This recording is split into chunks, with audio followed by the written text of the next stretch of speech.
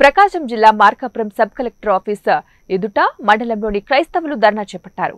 పెద్ద సంఖ్యలో sub collector కార్యాలయం ముట్టడి చేశారు. సబ్ కలెక్టర్ వెంటనే వచ్చి ఏబీఎం ఆస్తులను పరిష్కరించే దిశగా చర్యలు చేపట్టారు. హైకోర్టు ఉత్తర్వులను వెంటనే అమలుపరిచి క్రైస్తవ ఆస్తులను రక్షించి న్యాయం చేయాలని సబ్ కలెక్టర్ రాహుల్ మీనాను కోరారు. ఈ కార్యక్రమంలో చుట్టుపక్కల గ్రామాల నుండి సుమారు 100 మంది గ్రామస్తులు పాస్టర్లు పాల్గొన్నారు.